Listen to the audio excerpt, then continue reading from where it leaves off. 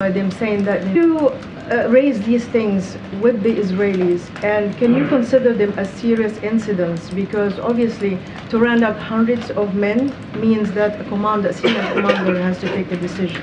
In the aggregate, we have and will continue to have conversations with our Israeli counterparts about abiding by the law of armed conflict, about humane treatment of detainees and fighters who are taken off the battlefield. They understand those responsibilities, but yes, we continue to raise that with them. And as I said yesterday, we have specifically asked questions about this shooting at the church. Okay, one more question. A major Israeli newspaper, Yedionot Ahronot, headline is how John Kirby became one of Israeli leading spokespeople. Is that okay with you to be portrayed as a spokesperson for a foreign country, even if this country is an ally of yours? I'm a spokesperson for the National Security Council and for President Biden on national security issues. Admiral, is the U.S. seeking China's help in deterring these attacks? Again, every nation has to decide for itself, Gabe, to what degree it wants to counter the Houthi attacks. And I think where China could be helpful, quite frankly, is more with the influence that we know they have in Tehran, the conversations that they can have with the supreme leader. And we have in the past, and we continue to encourage the Chinese to use that influence, use those conversations to lean on the supreme leader and Iran to stop their support for the Houthis. Speaking of Tehran, has the U.S.'s assessment of Iran's direct involvement or any direct involvement in any of these attacks changed? All I can tell you is what I've said before. I mean, they are certainly providing the means, the tools, the capabilities, the weapons through which the Houthis are conducting these attacks. The Houthis may be pulling the trigger, but as I've said, Iran's giving them the guns. And one last question, Admiral. We're about to hit a milestone of 20,000 Palestinians killed, according to the Hamas-run health ministry. I know the president before said that he didn't always trust those numbers, but does the U.S. believe that we're about to hit that milestone, 20,000 Palestinians killed? Difficult to have a great fingertip feel on the exact figures. That said, we know that many, many thousands of innocent people in Israel and in Gaza have been killed and or wounded by the conflict. We don't want to see this. We don't want to see conflict go on one more day. And it could end today if Hamas would surrender those responsible, get rid of the hostages, or release the hostages, sorry, and immediately lay down their arms. That's what needs to happen here. I know you said a minute ago that you didn't want to get ahead of the Security Council vote. Does that mean the U.S. is still determining how it will vote on this resolution? We're still working through the modalities of the resolution. That's how I'll leave it. Can you say broadly what the U.S. hopes to accomplish at the UN through this resolution? Again, I don't want to get ahead of a resolution that hasn't been voted on yet, Kevin. We're still working through the modalities of that. It's important for us that the rest of the world understand what's at stake here and what Hamas did on the 7th of October and how Israel has a right to defend itself against those threats. Okay.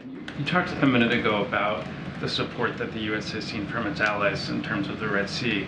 At the same time, over the weekend, we heard the UK and Germany come out in support of what they called a sustainable ceasefire. That's similar language that we've heard from Canada, Australia, New Zealand. We've heard France call for an immediate and durable ceasefire. The president is someone who came into office talking about restoring alliances, the importance of being on the same page as our global partners. Is he at all concerned that there's a risk that the U.S. seems out of step on this particular issue with some of its closest allies? No, as a matter of fact, as I said, I mean, across the board, we're seeing how important American leadership is on the world stage here. Every nation can speak for itself, but France and the United Kingdom are terrific, close allies and friends. That's not going to change. And as I've said before, again, I can't speak to the nuances in what they've said. What we've said is we don't support a permanent ceasefire at this time. It would simply validate what Hamas did on the 7th of October. It would leave them in power in Gaza, which is unacceptable to us and to our Israeli friends. And of course, it would give them a much longer timeline to prepare and plan additional attacks. We do support smaller, more localized, more targeted humanitarian pauses to get hostages out and to get more aid in. Okay, just a couple more. Go ahead, Jane. Jane? Thank you. Thank you, Karine. Can you hear you? I have two questions. North Korea Kim Jong-un's recently series of ballistic missile launches and meeting with Russia, China, and North Korea's foreign ministers. How do you view all of this? We have seen a growing desire by Russia and China, certainly, but to some degree, including North Korea, to increase and improve their communications with one another. These are three nation states which bristle at the rules-based order that the United States and our allies and partners have helped stabilize here and put in place since the end of the Cold War. We still believe that rules-based order matters, and that there are certain nations that would like to act in ways inimical to that order. That's why the president has, for his part, worked to shore up our alliances and partnerships in the Indo-Pacific to a degree that we've not seen at all in so many recent years, and to improve and deepen our security cooperation with the Republic of Korea and with Japan. I mean, Jake was just out there in Seoul, as you know, talking to his counterparts in both countries. So we're comfortable that we're moving that process forward.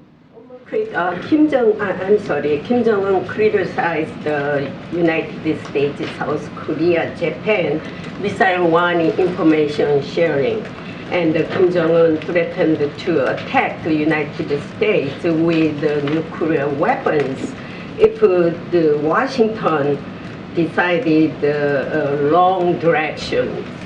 How will you react to this? I'm not going to get into a hypothetical. Jenny, you and I have talked about this a gabillion times. We take our responsibilities seriously to our allies, Japan and the Republic of Korea. We recognize the growing threat that Kim Jong-un and his regime present to the region, and that's why, as I said, we're doing everything we can to revitalize those alliances and partnerships. We've added military capabilities to the region, including intelligence collection capabilities, and that's not going to change. Look, we've said before, we would be willing to sit down with Kim Jong-un without preconditions to start to talk about the denuclearization of the peninsula. That remains the case today. He hasn't been able or willing to take us up on that offer.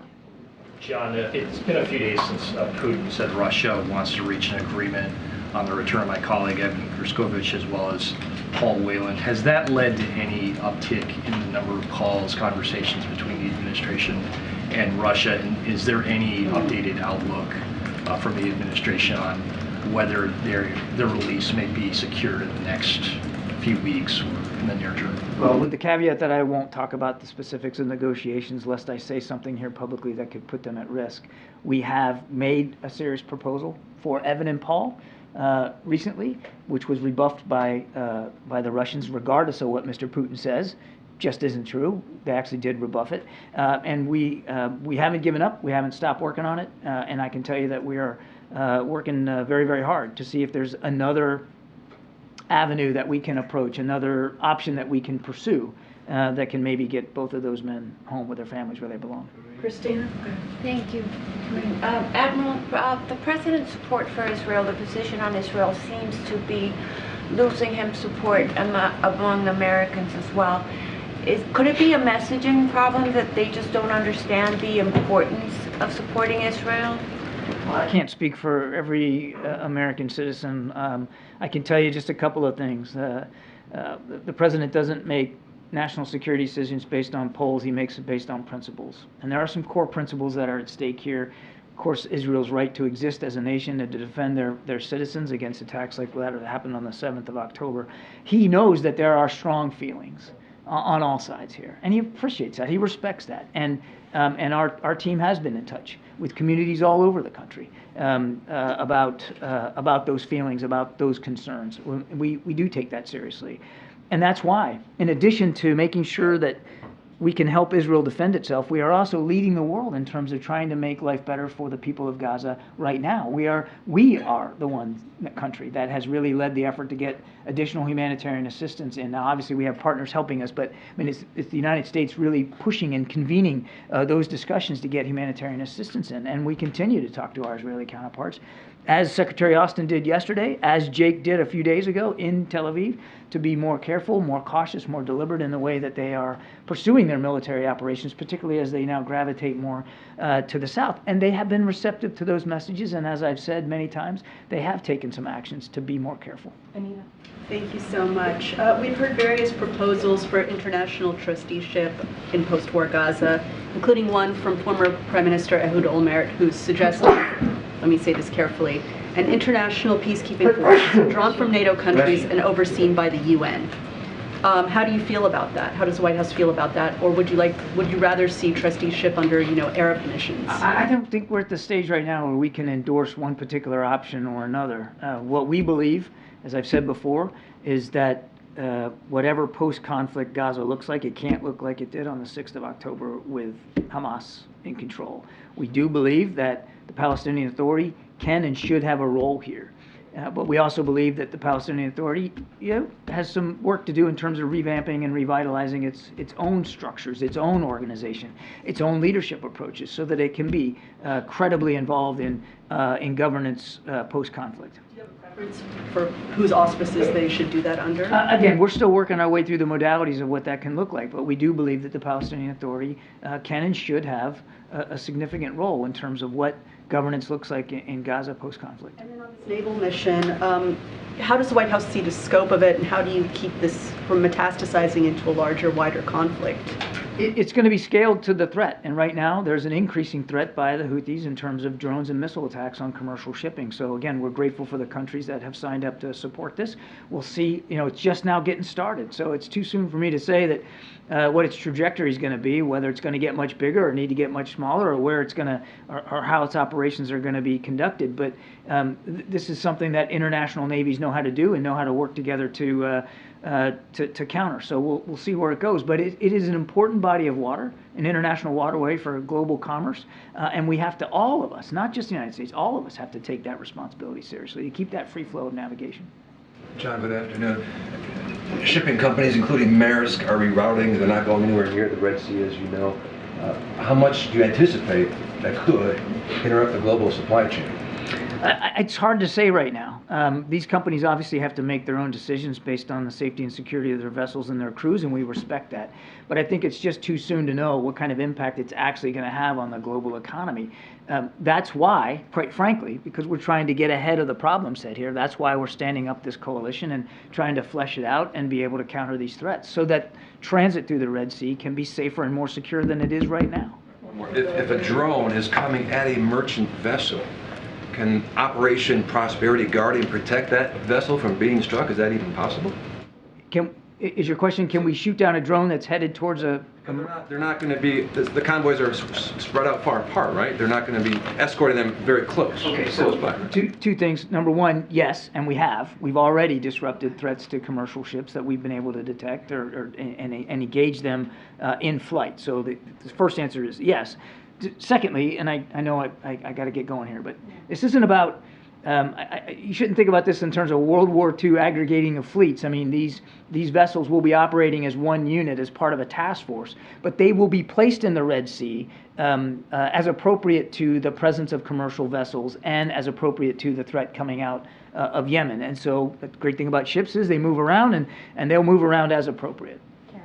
On the Ukraine funding, you said yesterday the White House hopes to send one more aid package to Ukraine before the end of the year, but at that point, the U.S. will have used up the remaining funds to replenish the stockpiles. Should Ukraine plan for that to be the last package then before the end of this year, or is there any way to shift funding so that there could be something else if Congress doesn't act? We have one more security assistance package available to us before the end of this year, before we run out of replenishment authority to replenish the stocks and the inventories on DoD shelves. That's why it's so critical that Congress act on that supplemental funding. Could you tap into stockpiles and replenish later if Congress were to come through with the funding in January? As our OMB director, Shalonda Young, said, there's no magic pot of money here. I mean, that's why we need this supplemental. That's why we need this funding to support Ukraine going forward. And like I said, we got one more crack at this here before the end of the year, before that replenishment authority runs out. Okay, two more, James, and then Julie. Karine, thank you very much. And I have two quick yes or no's and then one more substantive question. First, On the Israel-Hamas conflict, has President Biden, through any means, conveyed to the Israeli government that a failure by that government to adhere to the prescriptions for the conduct and phasing of the war that U.S. officials have proffered to the Israeli government would be met with a withdrawal by the United States government of any of the money, weapons, or intelligence that we have been providing? The President's been crystal clear on this, James. We're going to continue to support Israel as they continue to fight against a violent and viable threat by Hamas. Second yes or no question, is President Biden committed to getting Lieutenant Alconis home to his family before Christmas?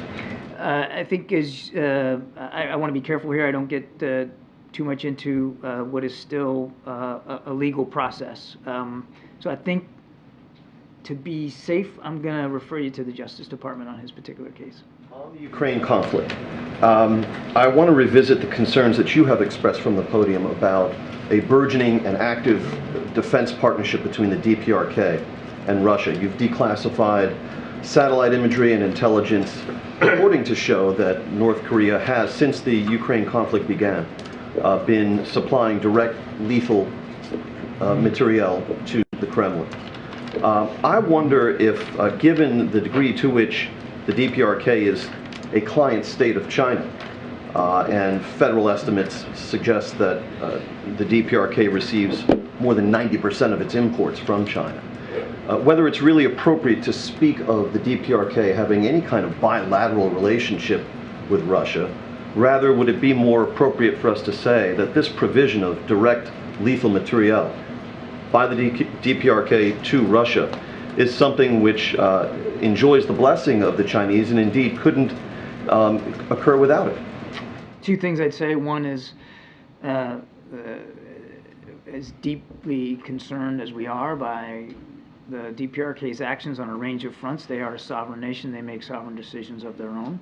Number two, we have not seen any indication that the People's Republic of China have acted to directly provide lethal military capabilities to Russia. I think that's how I'd answer that. Okay, very, very quickly, because the Admiral actually has to go. I'll combine both the questions together. One, last week 21 Pakistani soldiers were killed by the weapons that were left in Afghanistan. Were those weapons left there? Was that a mistake, or was it left intentionally? And second, Pakistan Army Chief is here. He met several officials. Any expectations for Pakistan in future? Any expectations from Pakistan to play some different kind of roles in coming days? Pakistani Army Chief is here. He met several. I would refer you to the Defense Department on those discussions. Obviously, Pakistan remains a key partner in the region. They continue to face a viable terrorism threat across that border, and I'm sure that our Defense Department colleagues will have more to say on that. I haven't seen the reporting on these to verify what you've said about weapons left in Afghanistan participate or being used to. 21 soldiers that were killed in Pakistan, the weapons that the Taliban used were the weapons that the U.S. left in Afghanistan, the goggles. I haven't seen those reports, but let me remind you, please, take the opportunity to remind you, we didn't just leave a bunch of weapons in Afghanistan. This is a fallacy, this is a farce. What we did over the course of our 20 years in Afghanistan, of course, with congressional approval and consultations, was armed and helped equip the Afghan National Security Forces. Now, and as we have said time and time again, that as the Taliban made advances, those Afghan National Security Forces, many of them decided not to fight, but yet to lay down their arms and leave. But the arms that you're talking about, and again, I can't verify these specific reports, belong to the Afghan National Security Forces. That's what was left behind, not that the United States just walked away and abandoned a bunch of weapons in a pile in Afghanistan. That's just simply not historically accurate. Thanks, everybody. All right. Thanks, Admiral. Chris? Question on the new immigration law in Texas. Does White House have any thoughts on that law? And there appears to be some litigation that's starting over the law as well. Look, this is an extreme law that will not and does not make the communities in Texas safer. It just doesn't. And I think to add to that is that it is very much in line with what Republicans, many Republicans like to do or tend to do, which is demonize immigrants and also dehumanize immigrants. This is part of this. And so this is not who we are as a country. This is not who we should be as a country. Communities should not be individually targeted and put into harm's way. And this is what we're seeing. Again, you know, this is something that Governor Abbott has done over and over again. There are plenty of examples that I've listed out from here before, whether it's leaving migrants in the side of the road in the middle of winter, installed razor wire near the border, making it more dangerous for Border Patrol to do their jobs, and placed bayous in the river, making it harder for Border Patrol to do their jobs as well. So this is certainly extreme as we see it, and it is incredibly unfortunate, but this is what we see from particular Republicans trying to dehumanize a group of people who are coming here, or some of them trying to migrate here, and they're putting them in harm's way. They're putting them in harm's way. And can you talk to negotiations of the supplemental? Obviously, immigration is an important part of that. Where are we at of that? So look, the president has been very clear that he wants to make sure that we come to a bipartisan agreement on this issue, and that border security obviously is important, and we need to figure this out in a bipartisan way. And so he's encouraged by the discussions that we've been seeing. There is progress that is happening, and the president also believes that we need to fix immigration. Right? This is why on his first day in office he put forth a comprehensive immigration legislation, and he took this very seriously. That's why he put forth a supplemental plan, right? That had part of it is adding certainly more law enforcement to the border, right? Making sure that we're taking additional actions. But that's why he put forth that supplemental, that emergency supplemental. So he thinks it's really important. We think that we're headed in the right direction. We are encouraged by the discussions that are happening on the Hill, and so we want to make sure we get to a bipartisan agreement on this. Okay. On the Texas immigration law, the ACLU has already filed a lawsuit. Does the president support the government also taking legal action here? So the Department of Justice, they're going to decide whether they're going to file a lawsuit here. Certainly, I'm not going to get ahead of that.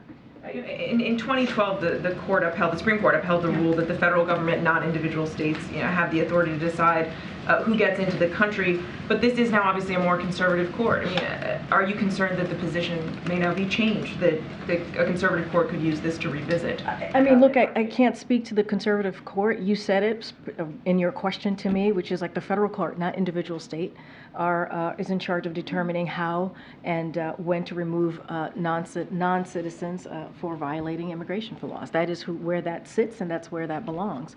And look, as you just stated, in 2012 it happened, and it was struck down, right? The court struck that down. As far as what's going to happen next, the DOJ, the Department of Justice, certainly is going to make that decision. I'm not going to get ahead of it, but there is precedent. It was struck down. I can't speak for this current court, but what I can say is, and what I said at the top when I was asked this question by Chris, is the law is incredibly extreme, and it does not make communities in Texas safer. It just does not. It dehumanizes, which is what Republicans tend to do. Certain Republicans tend to do is dehumanize immigrants and also demonize them, and that's what we're seeing here. Thank you, Karine. Quick question on the U.S. steel acquisition. Several lawmakers, including John Fetterman, have come out now against the U.S. steel acquisition by Japan's Nippon Steel. Just wondering how the White House views this proposed deal, and do you have any concerns around market consolidation or national security? So given this could potentially be a regulatory review, I'm not going to speak to any specifics of this transaction, so I'm going to be very careful. But what I can do is speak about it more broadly. And one of the things that I can share that the President believes is that steelworkers' commitment to protecting American manufacturing that supports family, sustaining union jobs, that is something that the President supports. That is something that the President certainly shares with steelworkers. But I'm going to be super mindful and certainly not comment on the review, and I'll I'll also say that the president is committed to competition because he knows competition means lower costs for consumers and higher wages for workers. That's incredibly important, but going to be really careful on not saying too much, again, because this might be under regulatory review. And a quick one on the Vice President's abortion tour. She's starting the tour in Wisconsin in January. Is this tour primarily going to focus on battleground states? And also wanted to know if the president at any point will be joining her. So your last question first. I don't have any plans or announcement to make this time on the president's plans, but certainly we'll have more to come. As to the vice presidents and where she's going to be going, there'll be certainly more to share. I'll share a couple of things more broadly. As you just stated, she's going to kick off a nationwide reproductive freedoms tour to continue fighting back against extreme attacks on reproductive care. She will hit the road in states across the country, bring together thousands of people, and discuss the harm caused by extreme abortion bans while sharing stories of those who have been impacted. The tour, as reported, is going to be kicked off in an event in Wisconsin on January 22nd, which is, as I'm sure you all are following, is the 51st anniversary of Roe v. Wade. And since Roe v. Wade was overturned, Republican elected officials have imposed dangerous abortion bans that put the health of women in jeopardy. As we've heard stories over and over again, force women to travel out of state for care and threaten to criminalize doctors. So the president and the vice president are going to continue to show their fight to protect women's right to make a decision on their own health care. And that decision, as we all know, is incredibly difficult. Those types of health care decisions that women have to make is incredibly difficult. And it should be something that they decide along with their family and their doctors. It should not be decided by politicians. Kevin. Hundreds of Jewish facilities reported receiving false bomb threats over the weekend. The FBI has said that they appear coordinated and could have originated outside of the United States. Has the president been briefed on these threats? Can we expect to hear from him at any point on them? And what is the White House's current understanding of where this could have come from? So, Kevin, thanks for the question. I think it's important, obviously, for Americans and the Jewish community to hear directly from us about this. We are closely tracking hundreds of emailed bomb threats to Jewish synagogues, schools, and other institutions over the weekend. Local and federal law enforcement are investigating each and every one of them. The president has been very clear, and I've said this many times right here at this podium, anti-Semitism, threats of intimidation or violence of any kind is unacceptable. It is dangerous, and there is no place of that type of threat or any threats of violence in America. The president and the entire administration are committed. We are committed to doing everything possible to ensure the safety of religious communities. Anything specific about these threats, as I mentioned, certainly looking at each one of them, I would have to refer you to the FBI or the local government. What was the president briefed specifically on? The president is aware of these threats, and obviously we will do everything that we can to ensure that that communities, the Jewish community specifically, as these threats are being targeted at, feel safe. Religious communities more broadly obviously feel safe, and so this is certainly this type of this anti-Semitism and hate is unacceptable, and we will continue to be loud and clear about that. And can we expect to hear from the president? I just don't have anything to share specifically about the president making an announcement or speaking to this directly. The FBI obviously is on top of this, working with local government. We have been very clear and steadfast and about this, about the type of hate that we're seeing against the Jewish community, and we've spoken out against hate on any community, and we have said there's no place in America for any type of violence, and certainly people should feel safe to be able to be in a synagogue or any religious community should be safe. Okay, Michael. Given the president's strong Catholic faith, what was his reaction to yesterday's announcement by the Vatican that priests can now bless same-sex unions? So I'll say this, the president, along with many Catholics around the world, welcomed a declaration from the Vatican, done with the approval of Pope Francis, that allows for the blessing of same-sex couples, and certainly anything specific we would have to refer you to the church, but obviously we welcome the step in the church ministry to the LGBTQ people. Yeah, Emily. I have two questions, but they're tied together. With the holidays coming up, which members of the Biden family will be spending Christmas with the President and the First Lady? And then I noticed today when the President arrived on Marine One that Hunter Biden and his son Beau were also on the helicopter with them. The White House provides to the public a list of staffers who travel with the President. Why don't they provide a list of the family members that travel with the President on these government-funded? I have to double check to see if that is indeed correct, because I did ask about that. So let me just double check. Look, I'll say this more broadly. Obviously, you've seen the president with his family these past couple of days, and I think you know why. They were observing a very somber anniversary for them, and so I'm not going to add anything more to that. But this was obviously a somber moment in the family, and so they were certainly together to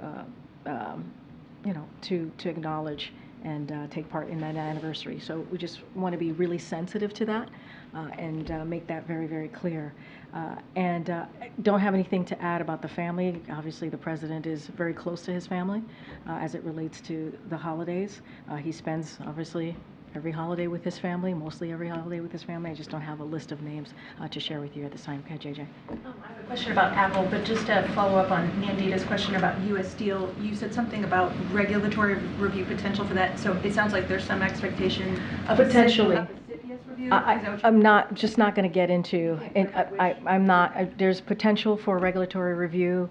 This is a transaction, as you know, so I'm just going to be super, super mindful, and I just want to be careful. But the president has been briefed on the sale of U.S. Steel. The president is aware. Okay.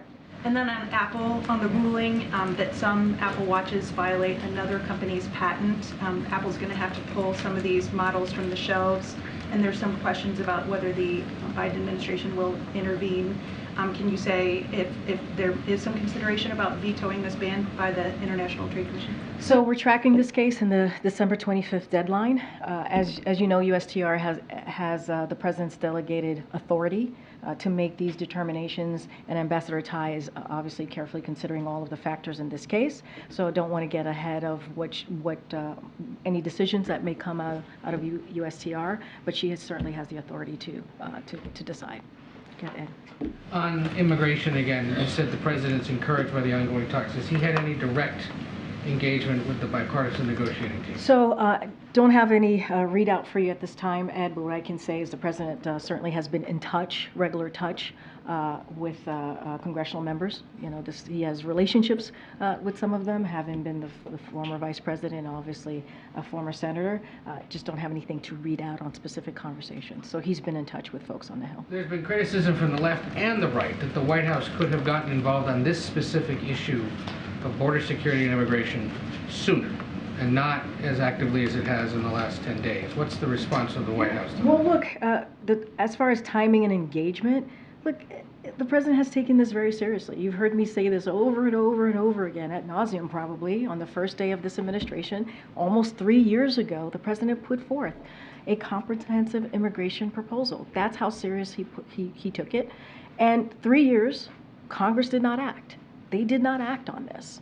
And so, and now here we are. The president put forth an emergency supplemental, obviously, proposal to deal not just with Ukraine and Israel, but obviously the border as well. And they've just let this process languish for 3 years. 3 years. And so, and the Republicans, they completely got in the way, opposed the record funding that we have asked for. If anything, they asked for cuts of 2,000 Border Patrol. They've done everything that they can to get in the way of the president actually wanting to address this issue that we're seeing at the border. So this is something, his first piece of legislation was dealing with the broken system that we're seeing in the immigration system. The criticism is less about the last 3 years and more about the last 2 months. Since that emergency supplemental was submitted, there was virtually no conversation between the White House and Congress about moving it, but more specifically about that aspect of it, the border security aspect, until word came about a week and a half ago now that the White House is willing to play ball on changes to asylum and other things. Well, I'm not going to get to the specific of what's being discussed here. I'm just not going to negotiate from the podium, obviously. But I take offense, and I think the president does too, in saying that we haven't taken this seriously. When you put your first piece of legislation is on immigration to fix the broken system, that is taking it very seriously. When you put out an emergency supplemental, which we put out weeks ago, that has the border, funding for the border, we take that very seriously. And then you have Congress, they put forward H.R. 2. They continue to get in the way, Republicans, to be more clear, on actually doing what the president is asking for, getting some record funding, making sure the law enforcement, CBP at the border have what they need to deal with what's going on at the border. And so he's taken it seriously. Almost 3 years that we put forth this comprehensive piece of legislation on immigration. Again, on a system that has been broken for decades. Karine, does the White House regret linking border funding and Ukraine aid?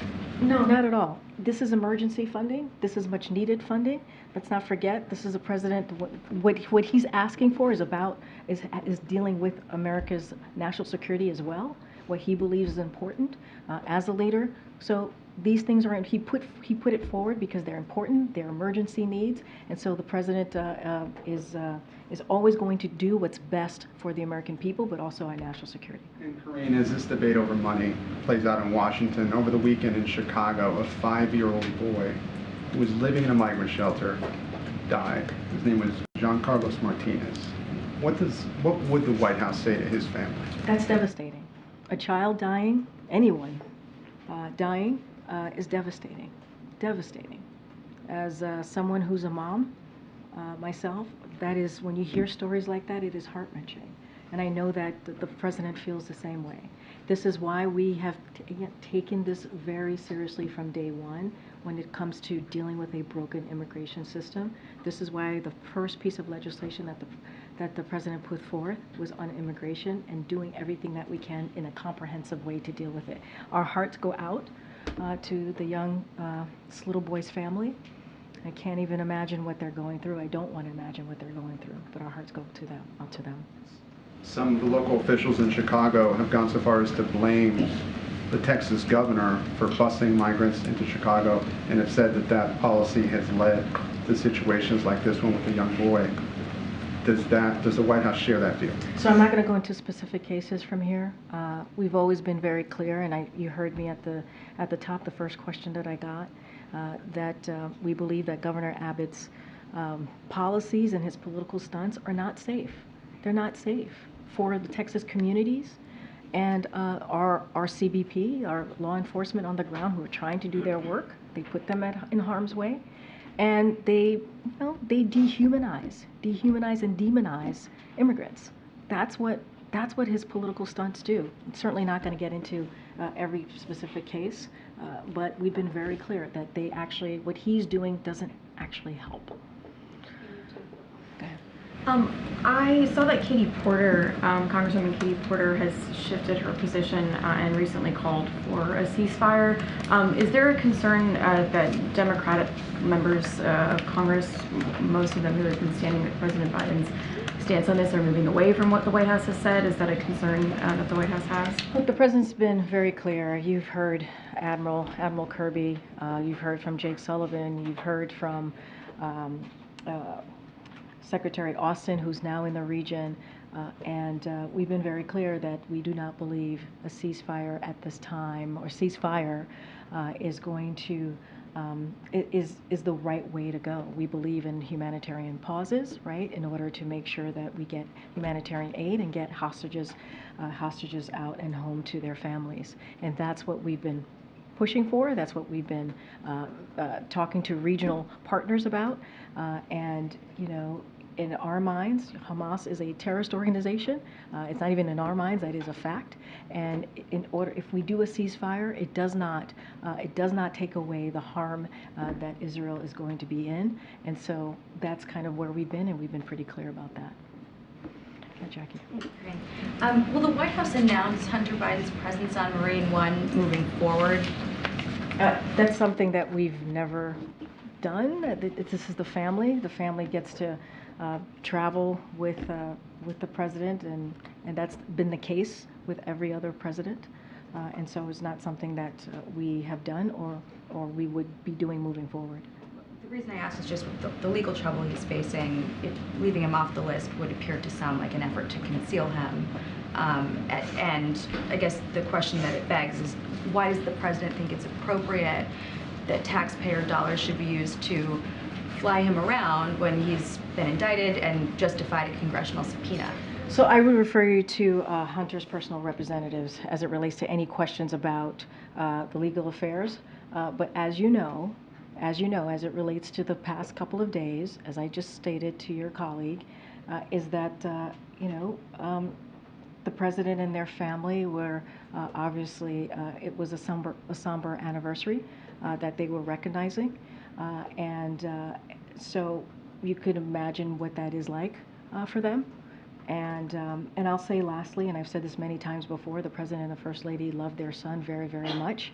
But as it relates to anything in regards to his legal affairs, I would have to certainly refer you to his representatives. I just don't have anything else to add on that. And real quickly on Bidenomics, the White House is trying to sell this Bidenomics message heading into the election year. But we have a new Fox poll, and it shows that nearly half of voters, 46%, say the administration's policies have hurt them. And voters don't see the economy getting any better. They're twice as likely to see it getting worse next year. Why is that? So I'll say this, and we've talked about this many times, right? The last few years have been challenging for the American people. We know that. Coming out of the pandemic, when the president walked into this administration, the economy was in a tailspin. It was. And so the president did everything that he can to make sure that we get this economy back on track. And we understand that Americans, feel like things are still unaffordable. We get that. And that is something that the president has said himself very recently. And that's why he's going to continue. When it comes to, that's why the Inflation Reduction Act is so important. Matter of fact, no Republican voted on that act. If anything, they're trying to repeal some really important provisions that deals with lowering the prescription drugs, right? That deals with lowering health care, that deals with lowering energy costs. And so that is something that the president signed, and only Democrats voted for it, no Republicans did, and it's going to help the American people. And so there are historical actions that this president has taken that has shown, the data shows, that the economy is in a better place. But we understand that Americans don't feel it right now. That's why we're going to continue to talk about junk fees, making sure that that is something that we deal with, right? Making sure that we're beating Big Pharma and lowering drug costs for Americans. So there are ways that we're going to continue to make sure that the number one thing when it comes to Bidenomics that the president deals with, lowering cost, we're going to put that front and center. Matter of fact, the president's going to be in Milwaukee, Wisconsin tomorrow. You'll hear directly from him. He'll talk about Bidenomics. He'll talk about how small businesses is at the pillar of Bidenomics and how important it is. We have seen record application, more than 14 million applications for people wanting to start a small business. And that is because Bidenomics is indeed working. Thanks, everybody.